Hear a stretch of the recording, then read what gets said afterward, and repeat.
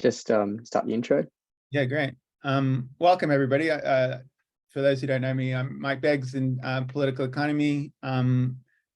Just here, just to give a very brief introduction. Welcome to our seminar. All online this time because Jamie's joining us from. You're in the States at the moment, right, Jamie? That's right. Yeah. So all online this time around. A lot of you may know Jamie from, he did a postdoc here at Sydney in history a few years ago, 2017, was it? His career has taken a bit of a slide since then. He's now at Harvard history. I don't think he needs any more of an introduction than that. We're going to have Jamie's going to talk for half an hour or so, and then I will hand over to Martijn Konings to do a little bit of a discussion. And then we'll open the floor for everybody. So I think I'll just leave it at that and hand straight over to you, Jamie. Welcome. Great. Thank you so much for this kind introduction, Mike. And thanks so much, everyone, for coming. It's a great pleasure and honor to speak to you. And I only wish I could be there in person. Sydney is one of my very favorite, if not my favorite place in the world. So hopefully someday soon I'll get to be back with you all in person. So what I'm going to do this evening or this morning, as the case may be, is to speak about the history and the argument of my recently published book, The Meddlers, which offers a history of the very first attempts to govern global capitalism, the very first kind of emergence of international efforts to govern global capitalism. Ultimately, the book provides a kind of a prehistory or a longue durée history of the emergence of institutions like the International Monetary Fund or the IMF at a moment of profound transformations in the relationship of the world economy and empire in the early 20th century. Now, when most people think of the history of global economic governance, they're likely to have one thing in mind: the Bretton Woods Conference of 1944, when representatives of over 40 countries met to reshape a world economy that had been profoundly destabilized by the Great Depression and by the Second World War. And it was at this moment, of course, that you see the creation of these two rather significant international institutions, the IMF and the World Bank. So the common story is that it was at this moment that for the very first time ever, people realized that the world economy, if left to its own devices, would lurch from one dangerous crisis to another, right? So coming out of a war that had obvious origins in the profound destabilization of capitalism, if not its near collapse in the 1930s, there appeared to be an obvious need for new and powerful international bodies to stabilize this crisis-prone world economy and to apply the same kind of economic intervention globally that the New Deal and Keynesian states were applying nationally, right? So for the audience of political economy people here, there's nothing unfamiliar about this basic story, right? This is kind of textbook 101 history of global economic governance. So alongside this kind of basic potted history of Bretton Woods as the origin point of global economic governance as we know it, there's also often, obviously, a set of normative claims about what Bretton Woods achieved and what it meant when we lost the Bretton Woods system in the 1970s, right? So the Bretton Woods Agreement is said to have represented really one of the great compromises of the mid-20th century, when a moderate form of globalization was supposedly made compatible with something like National Social Democracy and Keynesianism. So states could have their cake and eat it too. They could rejoin this reconstructing world economy, kind of enjoy the fruits of some economic openness, while at the same time being given the breathing space to experiment with new national interventionist economic policies. So for a brief moment, this kind of light touch system of global governance was even seen to potentially accommodate the Soviet Union, though of course that didn't happen. Now this narrative is usually rendered as ending quite tragically in the 1970s. The Bretton Woods system breaks down, and the IMF and the World Bank, having lost their original mandates, are then mobilized for a very different project. They're used to enforce neoliberal policies around the world, particularly in the states kind of emerging out of the collapse of the Soviet Union, and of course also in the global South. So by attaching conditions to their loans, these institutions oversee programs of austerity, privatization, trade liberalization, and so on. And this kind of interventionism really kind of reaches its heights in the 1980s and 1990s. And even up to this day, you see the IMF, despite some kind of rhetorical shifts and some kind of shifts in what it acknowledges as kind of orthodoxy, let's say, it pretty much still does what it's always done, right? It insists on these painful reforms and domestic schemes of austerity as the price of its aid. So again, I think nothing too radical, kind of a basic image here for this audience here, right? So as the IMF and other institutions develop these powers, supposedly kind of for the first time in the late 20th century, they begin to be denounced as meddlers, right? They're accused of bullying states into pursuing these painful domestic reforms, often against the wishes of their citizens. So long gone was this supposedly kind of benign and even pluralistic era of US liberal hegemony, which had facilitated these supposedly golden years of growth and kind of restrained capitalism in the mid-20th century. Now, there are obvious reasons why this basic narrative and this kind of very familiar narrative have some legs, right? I mean, kind of in the wake of the neoliberal revolution, which was something real, obviously, you know, there are reasons why kind of searching for something that was left behind, you know, has certain appeals, right? And there's much that's right about the basic common narrative about the transformations of the IMF and the World Bank into tools of neoliberal US statecraft at the end of the Cold War. But one of the basic contentions of my book is that the histories, you know, the histories that we tell of this transformation have fundamentally misunderstood something crucial about the meaning of Bretton Woods, and more broadly and fundamentally about the history of the world economy and the politics of its governance over the long term. So I think we're really stuck with this kind of calcified vision of Bretton Woods as really a kind of Edenic mid-century moment from which we experience something like a tragic fall from grace in the 1970s. And there are many different variations of this argument, but there's a way in which it has a kind of a status of rough orthodoxy, let's say. So really what my book argues is that Bretton Woods kind of historically represented more of a midway point than an origins point, a midway point in a longer process of transformation, really dating back to the 19th century at least. So understanding this deeper history, I think, shows us something fundamentally different, not only about this mid-20th century moment, but also by extension about late 20th century neoliberal globalization, and even about the present. Though as a historian, I'm kind of temperamentally disinclined to say too much about the present, but maybe you can push me. Now, as my book shows, there were many attempts before the 1940s to use the combined powers of states and private institutions to govern the world economy.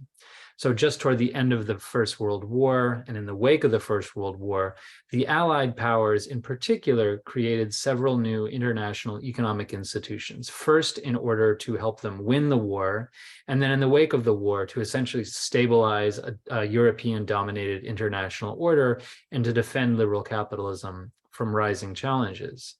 The powers of these institutions were by and large shaped according to the interests of a few European governments and banks, primarily from the victorious Allied powers and above all from the British Empire. But a handful of US banks and kind of private actors, as well as occasionally public authorities, also played a role in the genesis of this first wave of international economic institutions. So the most important of these institutions was the League of Nations. And over the interwar period, the League was also joined by the Bank for International Settlements, which still exists, and various other intergovernmental bodies, particularly ones that attempted to regulate commodity prices and production in various different parts of the world. So beginning in 1918, I argue that there really was an overlooked kind of wave of international economic institution building, to which Bretton Woods should be seen as a sequel, in fact. So this first set of institutions developed kinds of powers that are very, very familiar to us today. The first time an international body ever enforced a program of austerity was in the 1920s in successor states to the Austro-Hungarian and Ottoman empires. The first time an international body ever oversaw investments in the economic development of a member state was also in 1920s and in Greece in fact, not to build up Greek heavy industry, but instead to deal with the financial and economic repercussions of the kind of the population transfer with Turkey in the wake of the short Greco-Turkish war after the First World War. The first time an international body had ever attempted to regulate commodity prices and kind of intervene in commodity markets in the way that OPEC does today with oil was with tin and rubber, largely in Southeast Asian colonies of the British and Dutch empires in the 1930s. So as this new set of institutions developed these kinds of powers, they began to wrestle with what I claim was really a brand new problem of international politics. Could the domestic economic policies of sovereign states be open to external intervention, but in ways that would be considered legitimate practices of international cooperation and not simply new forms of outright coercion? What was so new after the First World War was the idea of asking a state to relinquish its economic sovereignty to an international body that claimed to represent its interests. And in a body in which the state was formally a member. And the prospect of this kind of act of delegation really posed a challenge to deeply rooted norms of international law and diplomacy. The idea that sovereignty, formal legal sovereignty, was supposed to protect a set of domestic policies from the reach of outside actors. And over time, this set of policies, this kind of list grew longer, right? And by the end of the 19th and the turn of the 20th century, these policies were seen to include taxation, public spending, tariffs, the most important, control over natural resources, monetary policies, subsidies for domestic industries, and so on. Now, of course, few countries outside of Europe and the United States had ever enjoyed this kind of real right to non-interference that was supposed to adhere in formal sovereignty. This right had never applied to places that had been brought directly under European colonial rule, obviously, but nor had it applied to the many formally sovereign states that had been subjected to semi-colonial financial controls or that had had their autonomy to set their own tariffs removed through treaties and so on. Banks and the empires that often worked closely with them had long before the First World War perfected the art of meddling in the affairs of others without needing to formally colonize them, whether this was in China or the Ottoman Empire or North Africa or elsewhere.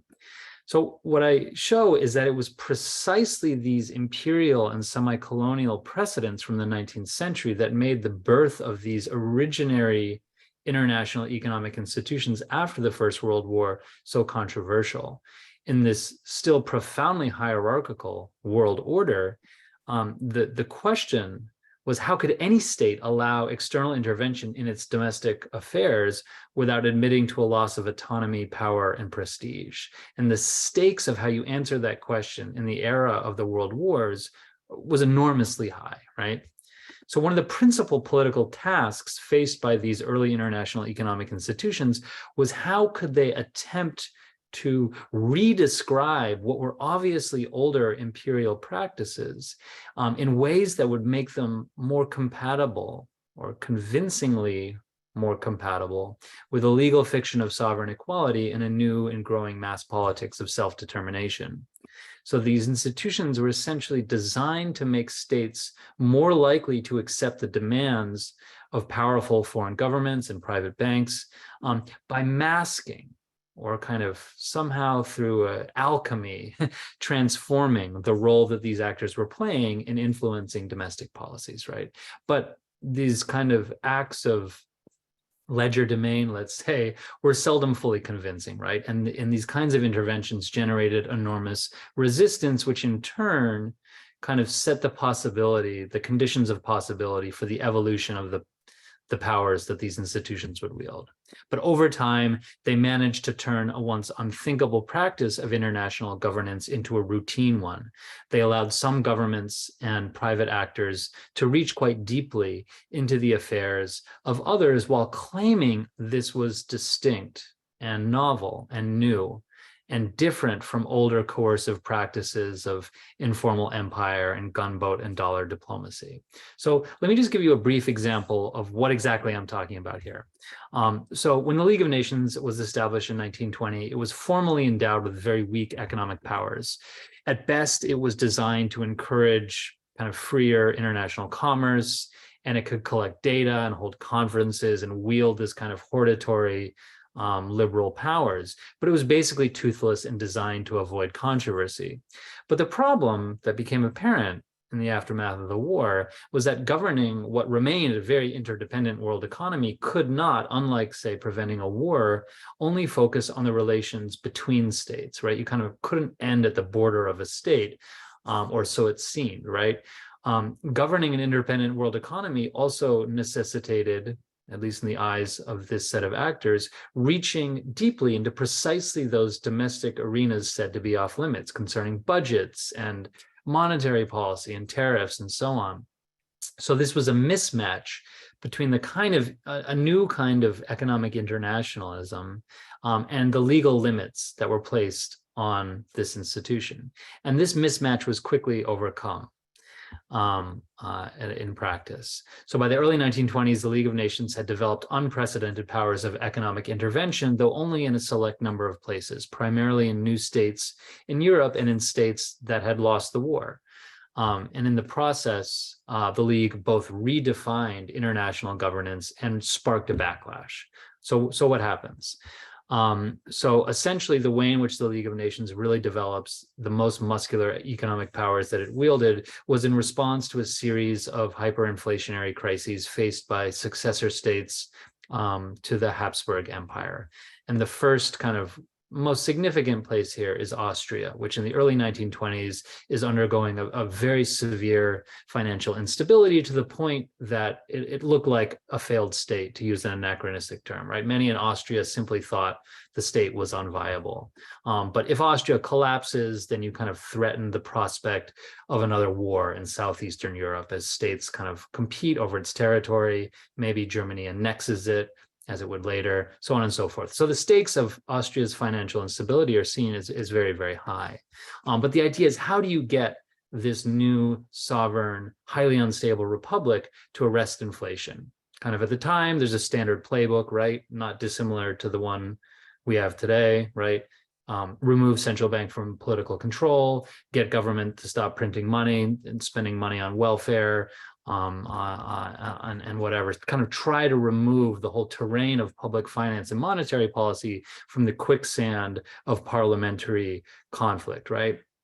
But how can you do this in the aftermath of a total war? How could political parties on the ground do it? Well, they couldn't. How could a new and untested international institution attempt to do something so audacious as to remove control over domestic monetary and policy in public finance? What's so extraordinary about the League is that it ultimately manages to do this. So in order to encourage financial stabilization loans from US and British banks to be made to post-war Austria, the League essentially appoints advisors to key positions in the Austrian state that develop veto powers over domestic economic policy making. And the idea was to make the state more attractive to lenders by removing its full sovereignty. Now, this was the first time an international body had ever attempted something so audacious, but the basic logic of this practice dated back to the 19th century. Before the First World War, many states in search of loans had been pressured to relinquish their full sovereignty to representatives of their creditors. And this included the Ottoman Empire, Egypt, Tunis, China, and states throughout the Balkans, Central America, and elsewhere. And from the perspective of lenders, the system worked as intended, right? Countries put under this kind of semi-colonial control were considered less risky borrowers. The less sovereignty they had, the kind of safer borrowers they were, right? And in quite a kind of hydraulic relationship. And they enjoyed lower interest rates as a result.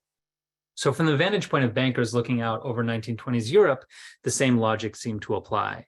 Lending to unstable states like Austria or Hungary would be possible only if they too were brought under foreign control, essentially. But the kind of the political optics of establishing Ottoman or Chinese style debt commissions in European capitals appeared to League officials and even some of the bankers they worked with to kind of really threaten perceived civilizational hierarchies, the kind of the way of doing business in Europe, even among enemies like Germany and Britain, say, or former enemies.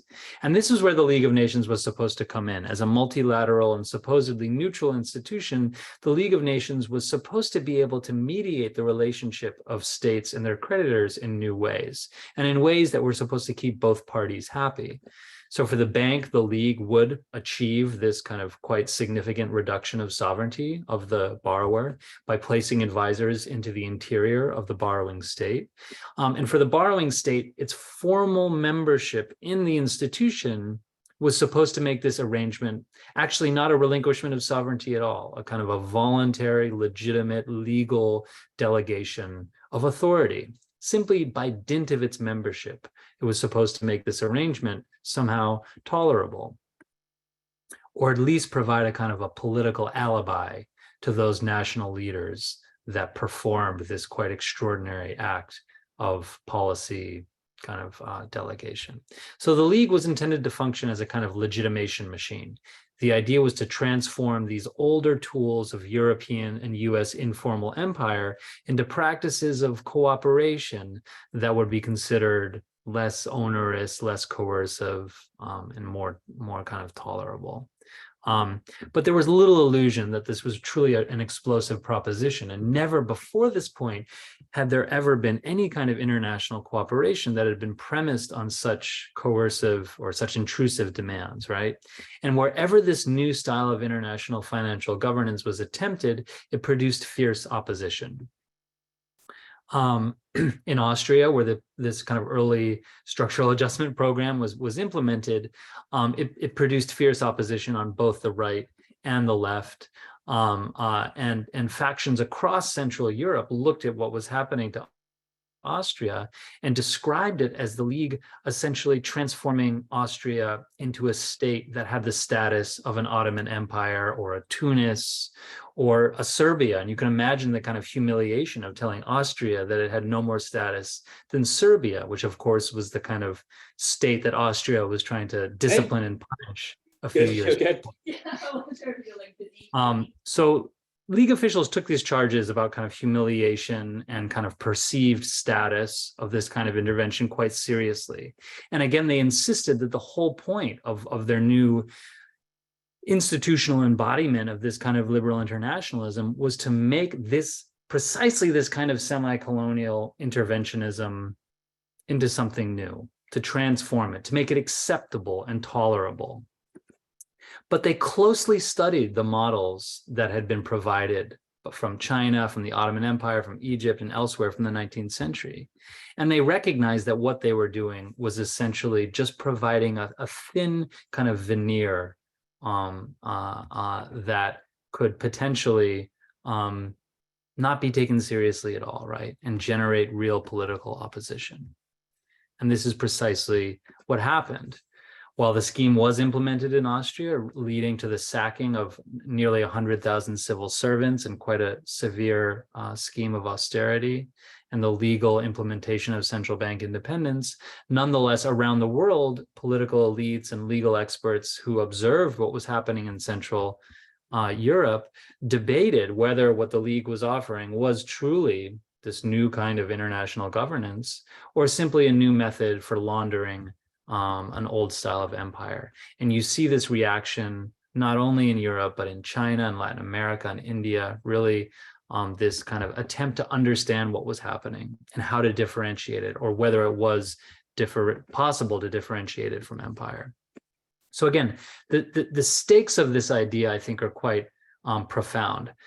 This first real experiment in global economic governance, this first attempt to kind of back up this kind of liberal internationalism with actual muscular powers, turned into something that most states simply wanted to avoid, right?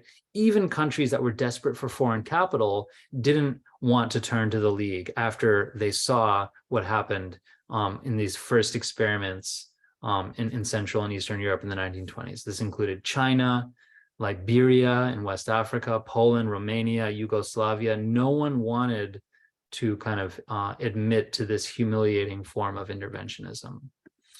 So as one state after another turns away from Geneva, essentially the League is forced to abandon this practice, right? The reputation is too poor by this point.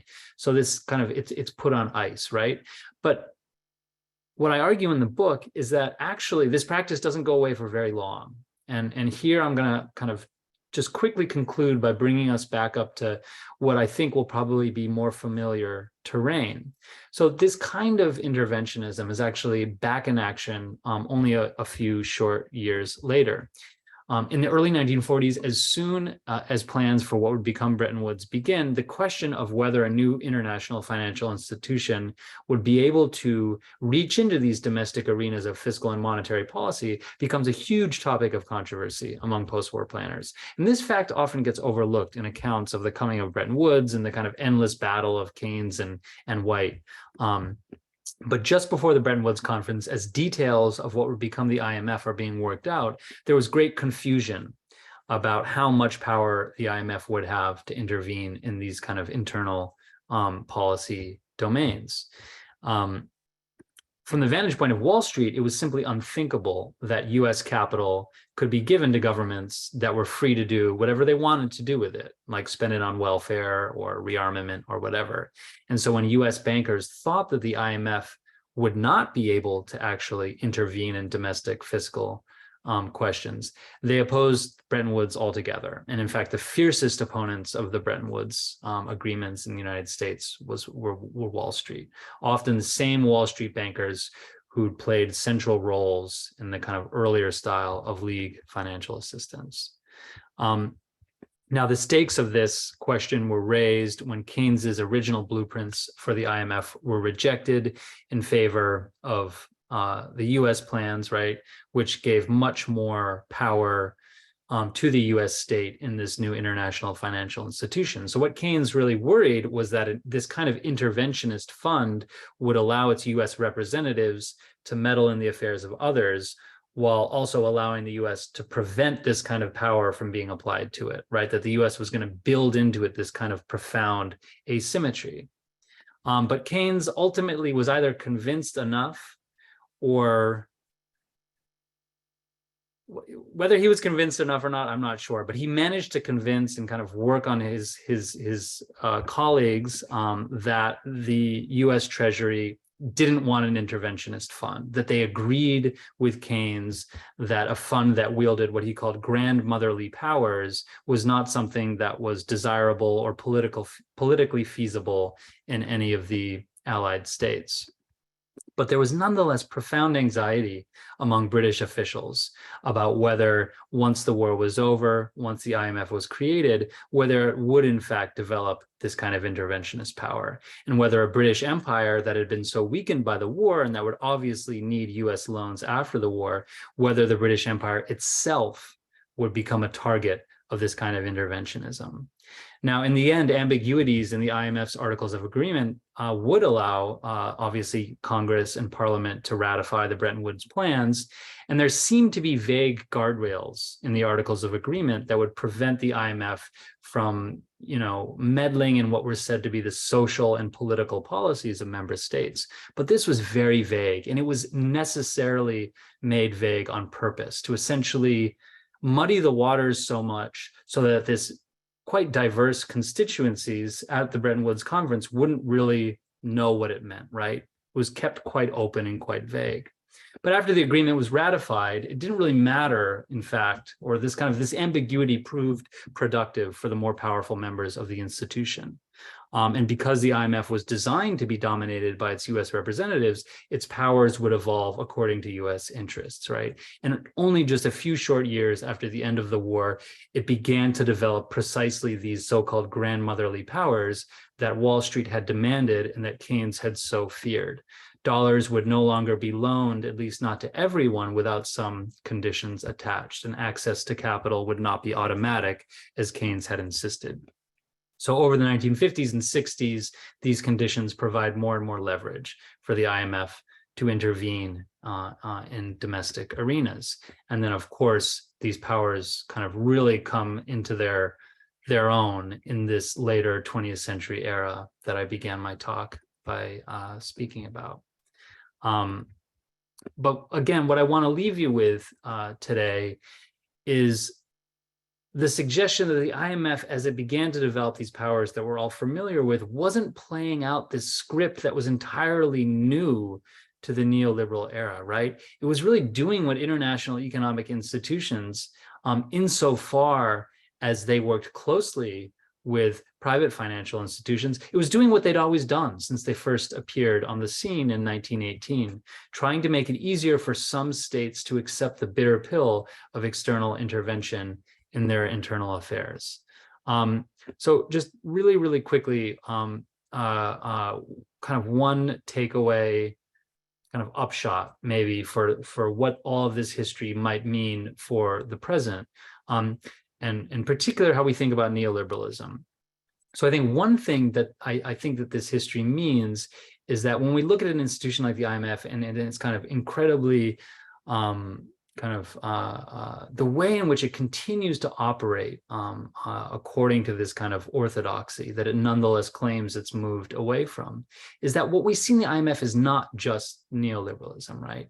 Instead, the kind of interventionism that was at the heart of structural adjustment, at the heart of many kinds of conditional lending, is really a very old form of what I call bankers' diplomacy that emerged out of the 19th century and that was partially transformed by the First World War and the new conditions of its aftermath. And again, which was partially transformed by the aftermath of the Second World War. But Bretton Woods didn't overturn this kind of, these kind of the basic elements of this old style of bankers' diplomacy. And you see the IMF almost immediately readopting practices that had actually been developed first in the wake of the First World War. So again, it doesn't take the rise of neoliberalism for this to happen, and there was no golden era of mid-century Keynesian internationalism. And so I think one upshot for us today is to think that we can't really expect to fundamentally transform the way in which institutions of global governance wield their powers by simply thinking that this will require a kind of overturning of some neoliberal policy ideas in place without much more fundamental transformations in how these institutions operate. So again, the IMF, which has been more active over the last year and a half or so than it has in years, and which claims to have abandoned some of its more hardcore neoliberal policy commitments, still basically operates according to this essentially 19th century style of bankers' diplomacy that was given a kind of a slight liberal internationalist twist at the end of the First World War. So ultimately, the kind of what I hope this history leaves you with is a sense of the kind of the urgency of rethinking global economic governance today in ways that attempt to more fully escape the long shadows cast by this quite old form of financial imperialism. So thank you.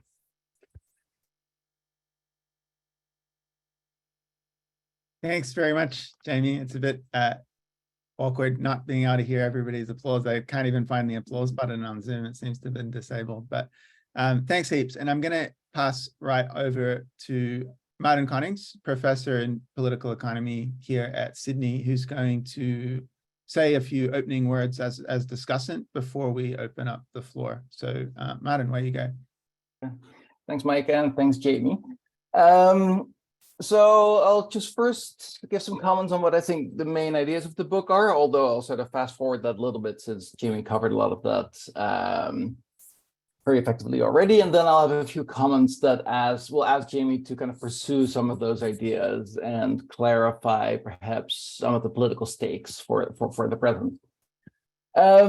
So I thought The Meddlers was an incredibly interesting book, and it's also a very unusual book in the sense that, you know, on the one hand, it's very much the book of a historian, like fully detailed, full points for like archival backup of arguments. But at the very same time, it has a very strong conceptual thrust. It really makes an important point. So it presents a ton of archival evidence and goes into a lot of detail on some very, very specific issue. But then especially towards the end of the book, it becomes clear that all this is kind of in the service of questioning a particular and highly influential image of the past that many of us carry around. So what the book does is deconstruct the myth of Bretton Woods as a stable international order that existed from 1945 to 1973, roughly. So a great deal of thinking about international order, think in particular about sort of the brand of liberal institutionalism that tends to dominate international relations theory. Also, international political economy is a subdiscipline of that. A lot of that kind of thinking is organized around the idea that there is something special in a good way about that period. You know, this was an era of embedded liberalism, of a well-regulated, civilized capitalism. So on the one hand, it enabled, you know, cross-border economic interactions, some degree of capitalist globalization. On the other hand, it allowed nation states significant leeway from the discipline of global markets and allowed them to sort of pursue their own domestic policy priorities. This and that conception of embedded liberalism doesn't stand on its own. It's part of a broader narrative, a broader periodization of capitalist history. So in that story, the early 20th century saw kind of the disembedding of capitalist markets, which led to the collapse of the global economy during the 1930s, and then triggered the fragmentation of world order with the rise of nationalism and fascism. Then the story goes, the people who were in charge of post-World War II reconstruction understood what had happened during the interwar period, and they fed those lessons into, you know, the new design process, putting in place institutions that combined economic freedom with social protection. And then from the 1970s, that arrangement breaks down, and then markets start disembedding again, and the international organizations put in place during the early post-war period, like early post-war World War II period, like the IMF, start to function in a very different way. You know, like they start to manage a kind of a predatory form of internationalism, not a benevolent form of internationalism, as during the earlier period. This idea of embedded liberalism has been debated for many decades now, and it's been qualified in numerous ways. Empirically, it is pointed out that, you know, the actual duration of that regime was much shorter than typically assumed. You know, depending on how you define things, you could say that it only lasted from 1958 until somewhere in the mid-60s, you know, as a sort of coherent regime. Both realists and Marxists have tended to criticize the idea for its sort of idealism. But despite all that, it has remained a very central point of orientation for thinking about international order. And I think part of the reason is that it just seems like a better deal than what we have now, you know, compared to whatever situation we're in now. That kind of meaningful shared commitment to collective global problem solving just always seems preferable. And then here I think Jamie's book does something very interesting. Probably recognizing that, you know, there's only so much to be gained from really engaging the issue head on. He kind of disengages from the problematic as it has been framed. So the book doesn't focus on the post-1945 period that much. Instead, it tries to show that the things we think are unique or new about the post-1945 period were in fact not new or original at all. The book shows that attempts to construct institutions for international economic governance were a prominent feature of the interwar period. So both collaborative, benevolent international economic governance, which is something we tend to think first emerged after 1945, but also unwelcome meddling by international organizations, which we tend to see as a post-1973 trend. Both of those things go back much further in time, at least to, you know, the aftermath of World War I. And the good and the bad always mixed there. They're hard to separate. What, you know, what to some people seems like an attempt to engage in constructive collaboration will appear to others as unwelcome, uninvited meddling. So in this way, the book traces how mechanisms for international coordination and interference were constructed during a time that we typically associate with the collapse of internationalism. So this is a very counterintuitive argument and upsets a lot of preconceived assumptions. And the case is extremely well made. It's a very rich and compelling story. And the sheer amount of archival documentation really bolsters the solidity of the case. So it shows how conditionality, for instance, Jamie just talked about this, was pioneered by the League of Nations, even though, my generation has just sort of grown up with the idea that this is something that only emerged in the 1990s with the role of the IMF, how the push for central bank independence was an interwar phenomenon, and so on. So in the Meddlers, the watershed moment for thinking about economic order is 1918, not 1945, not 1973.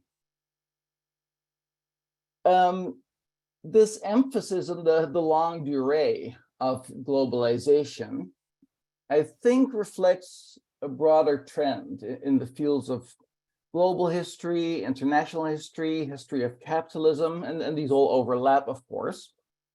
I think what these fields have done is to keep their distance from international relations and international political economy debates, which has been a very good thing. It has allowed them to sort of open up boxes that otherwise would have remained closed and to see things that otherwise would have just set in a blind spot.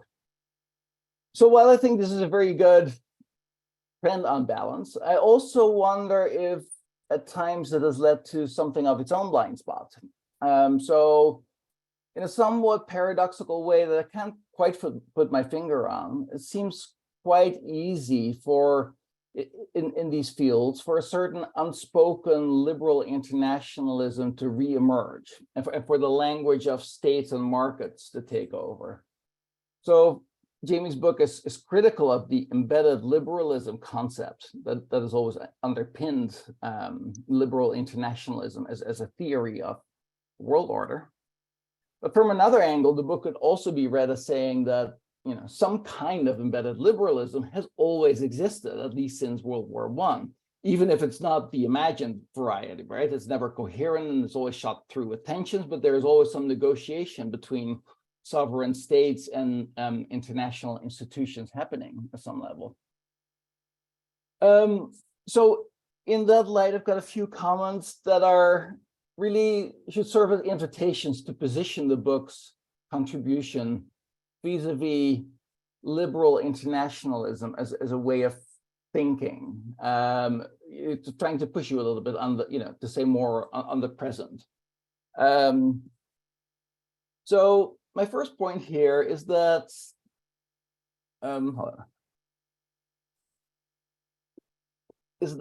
the book sees World War I as the key turning point, because that is when international economic arrangements started interfering with national sovereignty in a way that militated against existing norms of sovereignty. But I wonder if that tends to overstate the internal cohesion or solidity of nation states up to that point. So, nation states have been around for a while, whether you date that back to Westphalia or to some kind of other moment.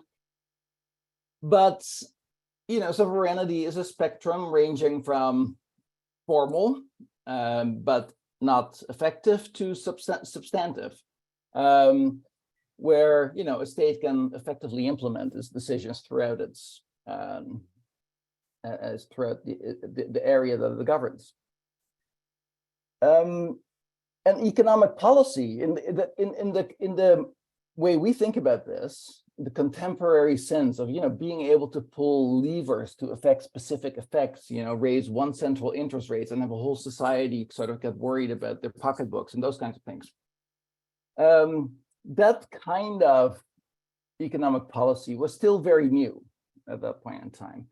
So I wonder if part of what made meddling so attractive at that point was that sovereignty in the sense of internal state capacity was on offer for the first time, that, you know, there was something to be meddled with in a way.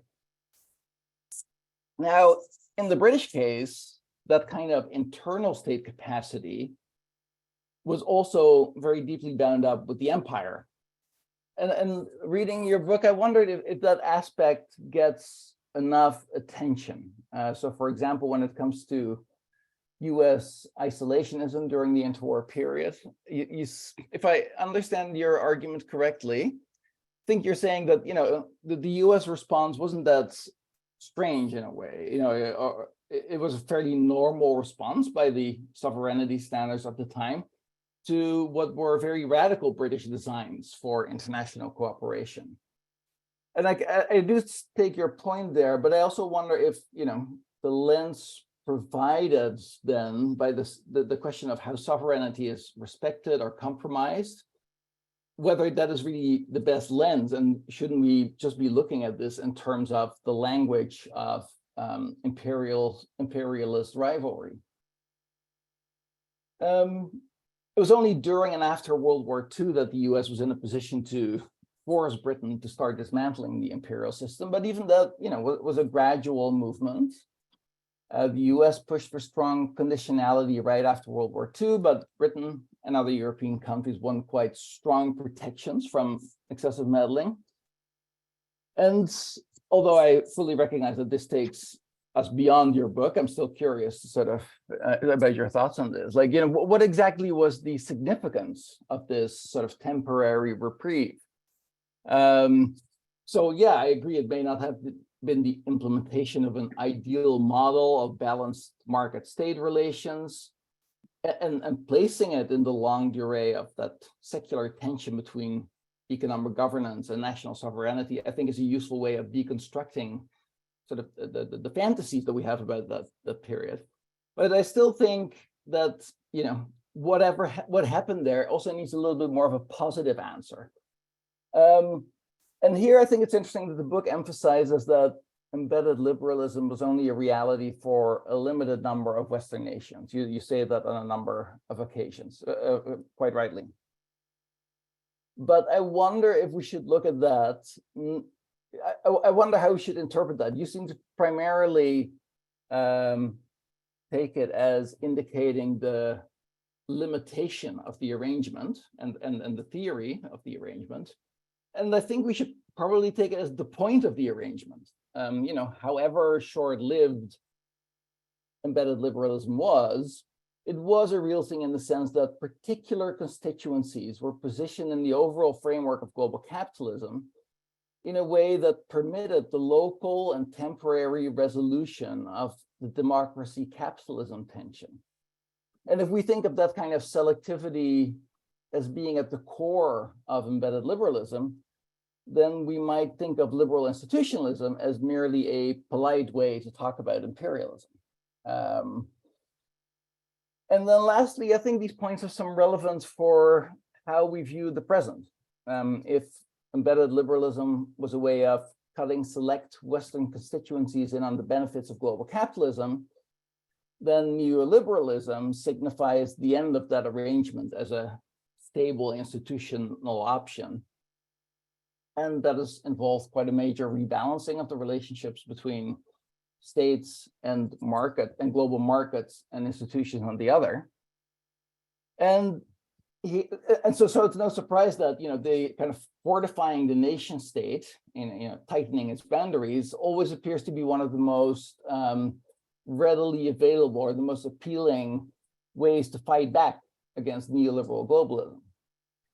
Such solutions appeal to both the left and the right, and the lines there are often troublingly blurry. And then, of course, that provokes its own response, where there are a little more conscientious sort of lefties, you know, like really want to hold on to more idealistic conceptions of international collaboration. So you hear occasional calls for a new Bretton Woods and things like that, which seem to me all proposals with, you know, driven more by a sense of despair than by a real sense of opportunity. And so I was hoping I could try to, if I could get you to reflect a little bit on, how might we navigate some of these dilemmas in the present if, as your book so clearly shows, if it's never really possible to bracket the international dimension, so to speak. Thanks. Fantastic. Thanks very much, Martijn, for the comments. Just before I hand back over to Jamie, I thought I might check if others want to ask some questions, given we have not all that much time left. Is there anyone who wants to ask or make a comment? Yeah, Warwick and John.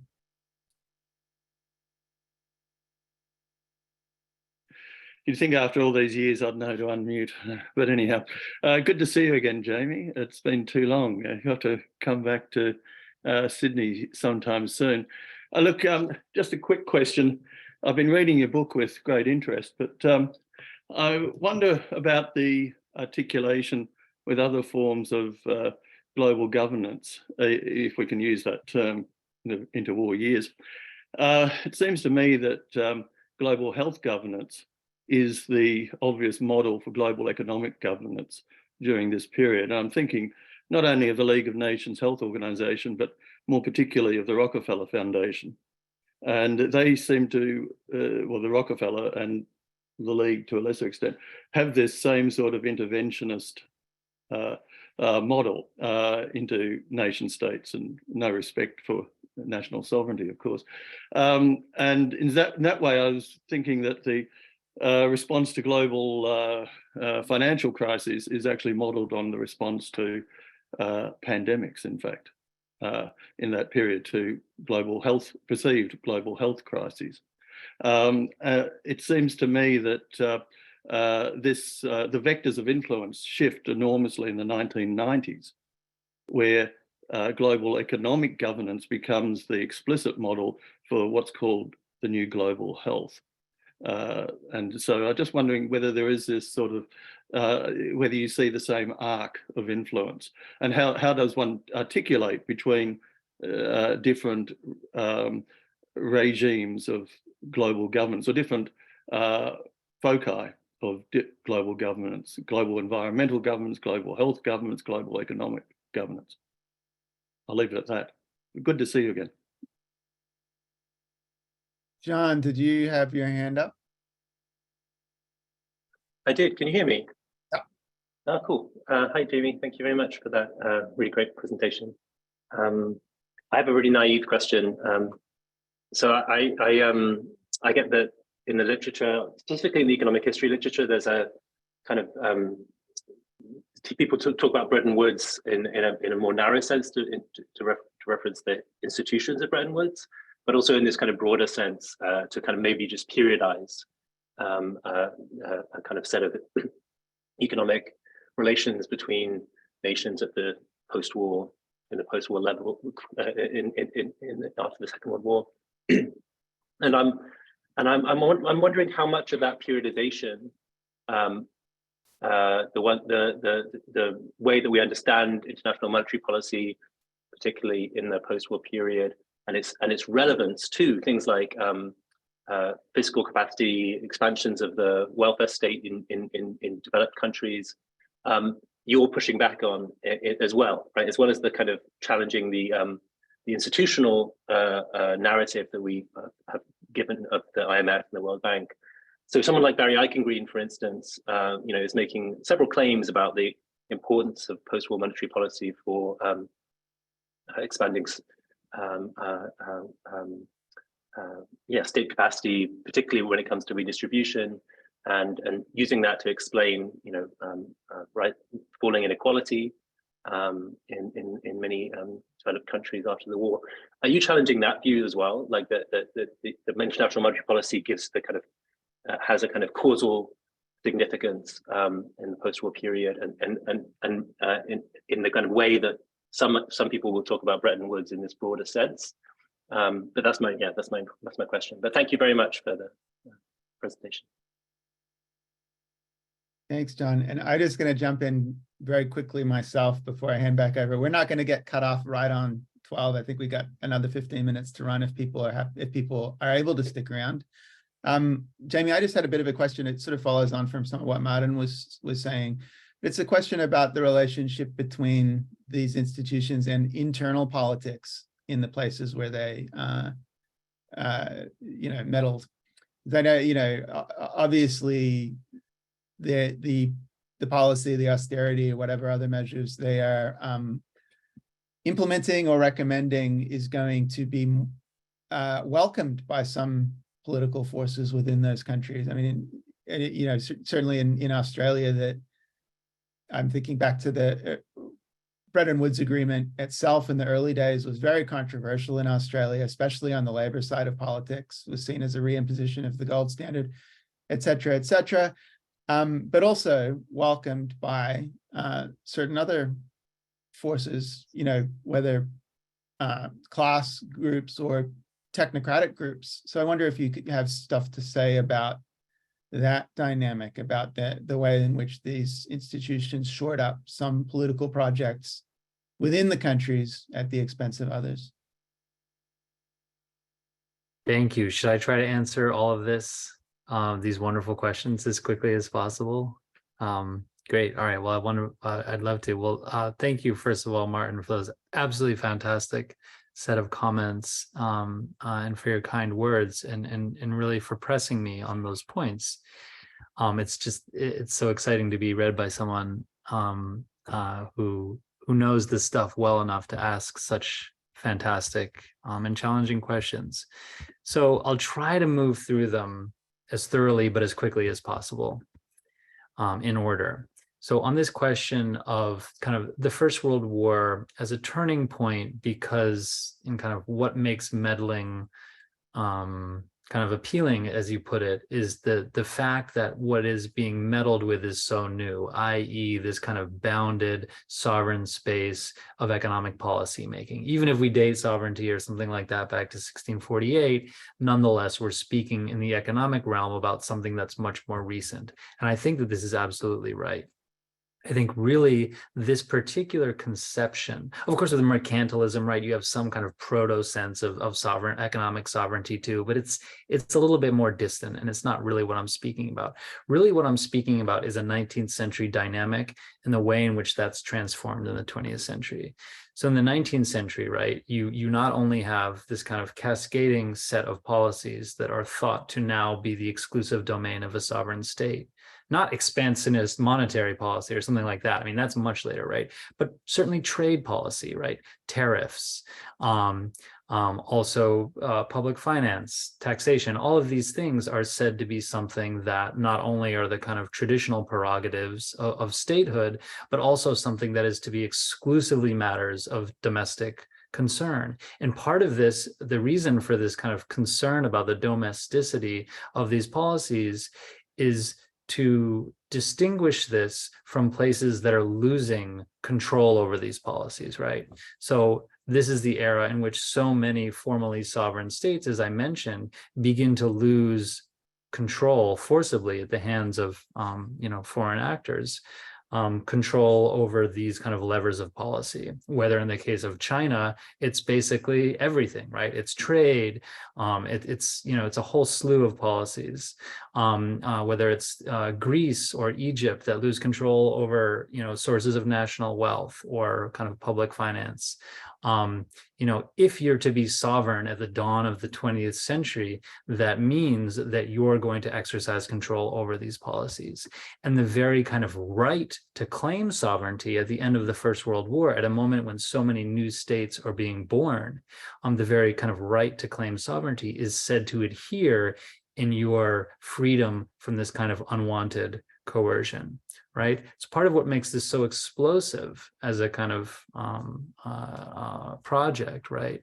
That at the moment at which self-determination is kind of, taking off around the world, it's being indexed to these kinds of economic claims, right? It's not only being indexed to questions about nations and languages and all of that, it's also being indexed to questions about trade policy, right? Questions about public finance and monetary policy, right?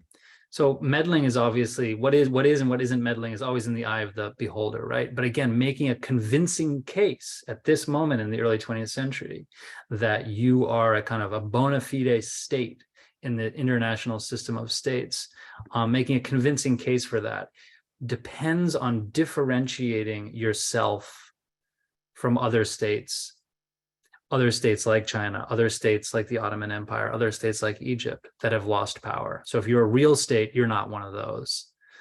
So that would be one way of answering your question. Now, this kind of relates a little bit as well to this question of like, well, like is kind of sovereignty the important thing to talk about here, or really just talking about imperialist rivalry? I mean, I am talking about imperialist rivalry. One thing that I think, one way that I'm trying to think about sovereignty in this context is about how the states that are able to enjoy in practice what formal sovereignty is supposed to provide, right? Formal sovereignty as a concept is theoretically supposed to adhere to any state that enjoys that legal, right. But truly in practice, you get the most sovereignty, right, if you're the most powerful, right? So kind of the proof of ultimate victory in status in inter-imperialist struggle is shown to be the ability to meddle in the affairs of those less powerful than you. And this doesn't only apply to the so-called kind of states on the periphery of the world economy, but in the aftermath of the First World War, this is proof more than anything that Germany and Austria and Hungary and Bulgaria lost the war. And this is apparent to everyone. And this is one of the things that makes this early experiments in global economic governance so politically controversial, is that they're first, by and large, only brought to the losers of the First World War. So they're seen not as truly liberal internationalist endeavors, but as kinds of victor justice, right? Because these empires lost. Now on this, I really like this idea that you suggested that, and I'll kind of, I think, smush together two comments here about, is embedded liberalism, is it kind of in seeing how it doesn't apply universally, is that a limitation of it, or is that kind of like the whole point of it? I'd say what I'm trying to say is the limitation of the theory, right? People tend to talk about the theory as if it's this kind of universal concept after 1945, even though John Ruggie himself, who coined the term, said in a very telling footnote that it wasn't universal, right? That actually it applied only to a small handful of states. And somehow I've always wondered, well, if that was the case, if we took that footnote seriously, why does this concept have such incredible force, right? Why not foreground that footnote and then say, this is this strange, short-lived, anomalous financial counterpart to NATO or something like that? Then it just doesn't look very exciting at all. And it's just kind of like, okay, it was kind of something or other if you were part of this kind of essentially military alliance. But if you weren't, or if you were a very, very minor part of it, you didn't get it. So yes, there's obviously something there. I'm not saying nothing like this ever existed, but the way in which it's spoken about just is just highly mythological, right? And so the fact that Western European states in the immediate aftermath of the Second World War, they're not meddled with, right? There is something there. I'm just saying there's nothing remarkable about that fact, right? There's always kinds of immunities that exist among, kind of powerful states, or states that traditionally kind of recognize each other as at least roughly on the relatively same kind of playing field of power relations, right? So the British and the Dutch and the French in the immediate aftermath of the Second World War are all terrified that the Americans are going to turn around and start demanding they do this and demanding they do this and demanding they do this. And the Americans don't do that. But again, what I'm trying to say is that's not that remarkable in many fundamental ways. Like, we shouldn't be surprised by that. And we shouldn't be surprised by the fact that where the Americans are demanding this are in Argentina and in Chile and in these states that are traditionally sites of US dollar diplomacy and financial imperialism. That is just kind of, in a certain way, completely unsurprising, right? But again, why do we have to dress this up in some fancy concept of embedded liberalism? This is just kind of how empires work, right? So I would say the book should absolutely be read as trying to foreground empire and show how that's really the kind of driving force here, and how these liberal internationalists have tried, at certain moments to kind of chip away at that a little bit, or to redescribe aspects of it and to do it in ways that we might be sympathetic to, or do it in ways that we might find quite distasteful. But ultimately, the driving force remain these very powerful empires. Okay, just very quickly on the kind of the present points. You know, again, yeah, you're right. This is not a sovereigntist. You know, the normative stakes here, they don't point in a sovereigntist direction, or at least I don't want them to point into a sovereigntist direction. So what do we do, you know, in the present of kind of rethinking or remaking embedded liberalism in taking this history into account? I mean, one thing is you have one choice is the sovereigntist choice. One choice, or not a choice, but one kind of way this might evolve is that changing constituencies of power in the global economy simply shifts who enjoys immunity and who doesn't, right? China becomes the world's largest official creditor, and the way that it makes its loans tends to be quite different from multinational development banks and the kind of, you know, Paris Club of lenders. But like the jury's out, you know, what is China's status as a leading global creditor going to mean over the long durée? Is this kind of shift what, you know, the way in which kind of global capital markets and national politics interact?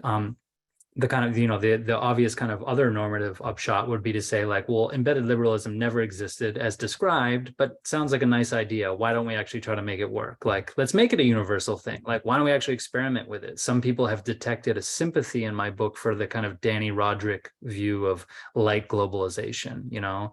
And my problem with that view is that it never existed, right? But sure, sounds nice. Like let's get there, but don't keep talking about a new. You said people occasionally mention the need for a new Bretton Woods, Martin. It's not occasional. Like it's like every week. Why root your vision in the 1940s? This to me, just as a historian, doesn't make any sense. I think it's mad. Or the other option would just be reimagine it entirely. Why be limited to just this concept of embedded liberalism, right? Just this kind of very light touch relationship where you get some global cooperation and coordination in ways you like it, but you don't kind of fundamentally threaten this, you know, these nice kind of somewhat insulated national domains. Why not entirely rethink delegation and kind of what global cooperation would look like? More ambitious project, but it seems more interesting to me. But they're hard questions to answer. I'm not saying this is like, you know, easy stuff that we can figure out with 3 minutes remaining, but they're really fantastic questions. So thank you. Warwick, onto your question about global governance and global health governance. It's interesting. There are moments in the history that I look at where there are kind of close relationships between, you know, technical assistance as involving questions of public health and kind of technical assistance when it comes to questions about, you know, agricultural development or kind of the building up of state capacity in certain economic ways. But those two stories aren't tied as closely throughout most of my book as you might imagine. Now, one thing you see in the 1930s and 1940s certainly is the way in which people think about kind of financial crisis is through this language and metaphor of contagion, right? And there the kind of analogies, at least analogies, if not something deeper, with this kind of older form of global health governance become very apparent. The idea that you have to kind of arrest a crisis here so it doesn't spread elsewhere, right? The kind of pandemic model. But this is really, I think, a kind of a late 1930s way of thinking. Obviously, before you have the threat of Bolshevist contagion, but that's related, although somewhat distinct. I love this idea of the 1990s, how it flips. You know, if that kind of narrative is right, well, then in the 1990s, you get the economic kind of coming in and taking over everything else. I think that makes a lot of intuitive sense. John, to your question about periodization and whether I'm challenging the kind of the whole social scientific model of the Bretton Woods era, no, I wouldn't say that I am at all in that particular way, right? I think I'll certainly defer to Eichengreen on the extent to which kind of new monetary policies did or didn't facilitate the unfurling of these new social democratic regimes.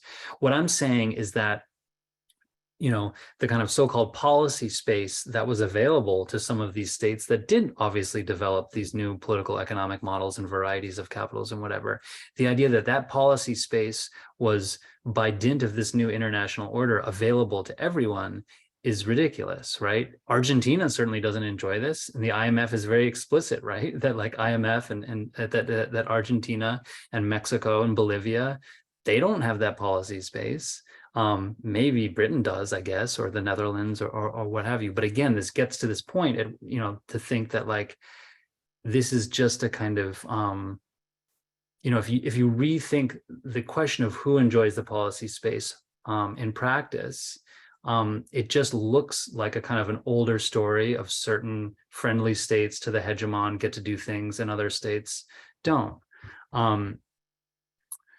Now, Mike, your question about the kind of internal politics. Yeah, I mean, it's key here, right? So this idea that obviously as some actors within a state are going to welcome meddling, it is one of the themes of my book. And one of the things that I try to emphasize, how certain political elites, certain kind of, certain players in a domestic distributional or party struggle are going to want this external intervention because it's helpful for neutralizing your opponents or for kind of, moving some pieces on the chessboard that give you power, right? Even if it comes at the cost of national humiliation or whatever.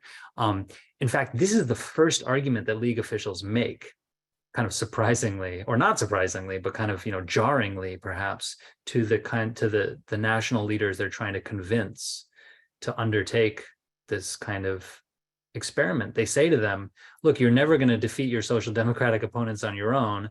Let us come in, we'll do the dirty work. You can blame us, but we'll get the job done. And like your regime will probably survive, the inflation will be arrested, and you can make a big fuss about this being a humiliation, but ultimately, we're all on the same side here. The thing is that it's a really, really, really risky argument because it might work in some cases. Or the scheme might get rejected entirely, or you might implement it and then you might have a nationalist uprising in response. In fact, the first place where this was tried wasn't in Austria, it was in Albania, and that's exactly what happens. The League advisor comes in, tells the Albanian government, we're going to help you undertake this incredibly far-reaching scheme of austerity, and they say, okay, sure. But the second it kind of comes into play, it just becomes totally politically toxic. It helps inspire a revolt, so on and so forth, right? So it's an argument that's often convincing. It's certainly an argument that's still made today. And it's certainly the case that domestic elites in many states around the world welcome. You see this right now. I just did an event in Sri Lanka a few weeks ago, right? And one of the most interesting things for me was to hear from the people at this event who seemed to be vaguely sympathetic to what I was talking about, was how the kind of hegemonic discourse among the Sri Lankan middle class is that the IMF is the savior because the government was truly, corrupt and very, very unpopular and autocratic and made a lot of bad decisions. But it's a difficult argument and it's a tricky case to make, and kind of getting into bed with an institution like this for the sake of just winning a kind of short-term domestic power struggle always or almost always has unintended political consequences. And then just quickly to end, for the Australians here, the Australian Labor Party is arguably the most interesting. If you ever want to read the minutes of the Bretton Woods conference, the Australian Labor Party, the representatives there are making the most interesting arguments by far. They have a totally kind of left field view of what international economic cooperation should look like. They are advocating for international full employment policies and this wonderfully kind of capacious idea whereby states would essentially, commit to these mutually expansive policies, but that there wouldn't be any kind of supranational authority telling each state in detail exactly what it had to do, right? They'd kind of agree on certain benchmarks, but everyone just kind of laughs them out. They're just like, this is ridiculous. Even Keynes himself, when he meets with the Australian Labor people in London at a meeting of the Dominions in early 1944, before Bretton Woods, he just says, guys, like, stop dreaming. Like, the Americans are never going to agree to anything like this, so just drop it. And he seems to be quite annoyed with them. But anyway, I do really have a soft spot for some of those more expansive demands. Anyway, thank you. This was really fantastic. There's actually there's a letter from Keynes to T.S. Eliot complaining about the Australians. And There you go. I don't know if it's him or someone else who called them more Keynesian than Keynes. Mm-hmm. Anyway, thank you very much, Jamie. That was fantastic. And thanks so much, Martijn, for the really detailed commentary. And thanks to everybody for coming. And just to let people know, keep your eyes open because we're going to have more of a seminar series in the next semester. I think John and Claire are getting things together. Some of it will even be in person and not solely online, although I think we'll keep mixing it up like that. Thanks everybody for coming. Have a good inter-semester break for those of you who are, here in Australia. And I will see you all around, and really, really great to see you again, Jamie. Thanks so much for having me. Thanks, It was so everyone. much fun. Take care. Take care.